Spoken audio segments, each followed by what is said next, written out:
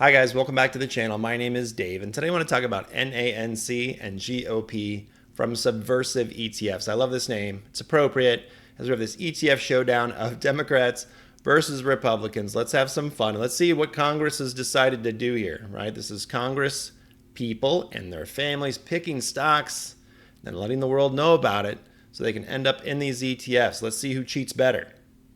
Maybe that's an exaggeration, but we'll find out. If that is what you're looking for, please stick around. Boop.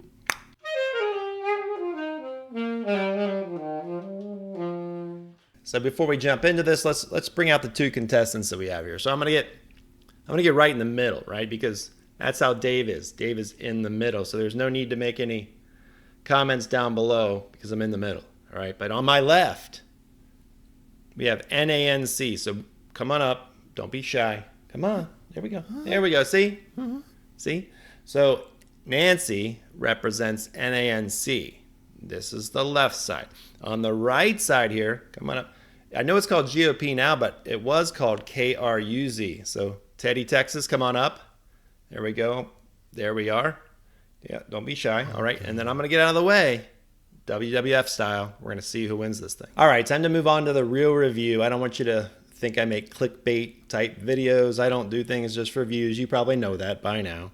Every now and then I will say like and subscribe, and I might introduce my next video, which by the way is top 5 reasons that she likes to have her hair pulled while trading options. All right. Time to get serious, Dave. Let's focus on NANC first here over at the Subversive ETFs website.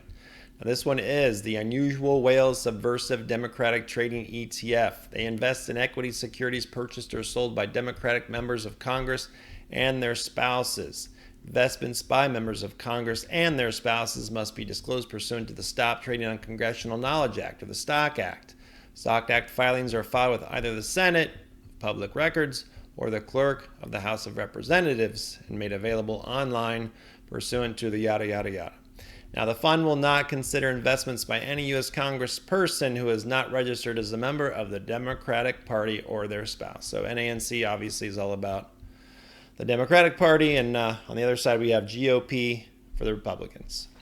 Now, as far as the Unusual Whales Subversive part of this ETF, that comes from the website Unusual Whales, which you may have heard of, really popular. Unusual Whales is run by a small team with zero outside funding. Our efforts are focused not only on leveling the playing field for retail traders, but on building awareness for topics such as congressional insider trading and corporate lobbying in America. So these two, Subversive and Unusual Whales, have teamed up to bring us these two ETFs. Now, from the Subversive website, you can always pull up the prospectus and take a look at the principal investment strategy, and I would recommend that you do that if you're considering an investment in something like this. It's worth a few minutes to read and understand a little bit more about what they're doing. So I highlighted a couple of the important points in my mind. First of all, periodic transaction reports, PTRs. This is what they actually have to report when they make these purchases. So PTRs are due within 30 days from when a congressperson or their family member becomes aware of a transaction, but no later than 45 days from the date of the transaction. So I think that's important because 45 days later, they're supposed to report this information. Then it gets gathered by Unusual Whales. Then it gets reported to Subversive ETFs, and they make changes within the portfolio to reflect that. So there is that lag, and that certainly could affect performance if you believe what is happening here. Actually, if you have an edge, based upon history, it looks like they do have an edge. But yeah, so there is that lag in there, and that could be a factor for certain. So important to understand. Now, the second part here is the advisor will use the data provided by the data provider, again, Unusual Whales, to determine which equity securities of publicly traded companies and how much of each equity security to select for the fund. And then the fund will invest in a portfolio of around 100 to 200 holdings. So it's going to be pretty diverse either way. So no matter what happens with this, I don't think this is going to be a bad selection of stocks. You might see some unusual stocks in there that you're not aware of, but overall that's kind of how it gets pulled together. Now let's jump over to Seeking Alpha and take a look at these two ETFs and compare them side by side to a couple of the popular indexes like the S&P 500, the NASDAQ 100, and see how they hold up since inception. So NANC and GOP, they both have an expense ratio of 0.74%, right? Or 74 basis points or $74 per $10,000 invested. So that's fairly high for just a straight up stock ETF. So take it what it is. That is kind of expensive versus just buying something like VOO, right? Which is 0.03%, much lower. Dividend frequency is annual, and it only pays a small measly yield. So this isn't an income product. This is a buy and hold and expect some growth from this product. And that's what you see, right? Over the last year, it's up almost 22%. So it has performed well over the last year. It's up to $234 million of assets under management. We'll see what GOP comes in at, see where everybody's betting. Who cheats better? So that's the lay of the land.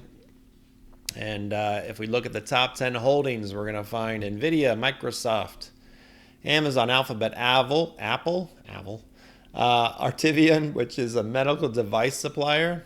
Again, that's the odd one, right? That's the odd one out that pops in here. Salesforce, Philip Morris, They Like to Smoke, American Express, and Netflix. Round out the top 10, and that makes up 47% of their 151 different holdings that they have. So pretty broad. Heavily structured towards technology at the moment and the Mag 7. So that's where the money is going right now. Now, if we compare that to GOP, we're going to see expense ratio actually shows 0.75%. Is that right? 0.74? Hey, what's that about? 0.75%. I wonder what's going on there. Kind of odd. Now, you do get a little bit higher yield, so that's based upon the products that are in there, but 0.51%. But otherwise, about the same, except AUM is only $56 million for this product. GOP was at 234, so almost 5 times that. Significantly higher assets under management with Nancy. Now, as far as the holdings go here, we've got Comfort Systems. We've got JP Morgan. We got Bitcoin. Right, think about deregulation. NVIDIA, AT&T, Chevron, Allstate, Intel, National Fuel and Gas. So GOP still has technology up there, but has a higher exposure to financials, industrials, energy. So yeah, those picks would likely benefit from deregulation, right? Current top 5, you're looking at those. It's kind of funny that Intel pops up at number 9.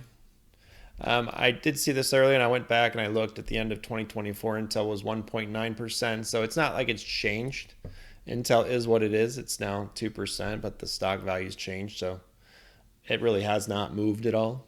But that's kind of interesting, right? Intel's interesting. Comfort Systems being number 1 at 5% is pretty interesting. But yeah, a little bit more conservative, I would say, over here at GOP land, and with the Republican Party being in power, you would kind of expect certain positions like Bitcoin makes a lot of sense being in there.